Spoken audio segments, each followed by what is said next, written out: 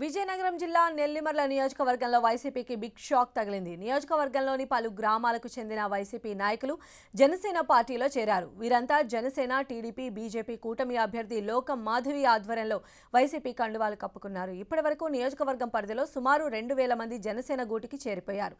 నెల్లిమర్ల నగర పంచాయతీ చైర్పర్సన్ బంగారు సరోజిని, రాష్ట్ర మత్స్యకార corporation director vice MPP Mailavalli Narasimhulu, Bhogapuram మండలం మాజీ ఎంపీపీ మట్ట ఇందుమతి జనసేన కండువాలు కప్పుకున్నారు. వైసీపీ ప్రభుత్వం పూర్తిగా అవినీతిలో కూరుకుపోయిందని లోకం మాధవి ఆరోపించారు. అక్రమాలు తప్ప అభివృద్ధి ఎక్కడా జరగలేదన్నారు. స్థానిక ఎమ్మెల్యే అప్పలనాయుడు ప్రజా సమస్యల్ని పట్టించుకోలేదన్నారు.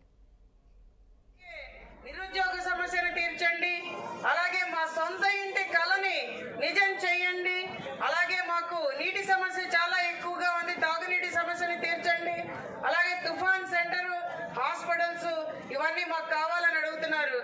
మీకు ఖచ్చితంగా ఒకటే చెప్తున్నాను, అందరికీ హామీ ఇస్తున్నాను. ఈరోజు మత్స్యకారులందరికీ కూడా మత్స్యకార జీవన విధానం మారాలి, వాళ్ళ జీవితాలు బాగుపడాలి, ఆర్థికంగా మత్స్యకారులందరూ కూడా బలోపేతం అవ్వాలి అని మీ అందరికీ అండగా ఉంటానని ఈ సభా వేదిక మూలంగా నేను మీ అందరికీ తెలియజేస్తున్నాను.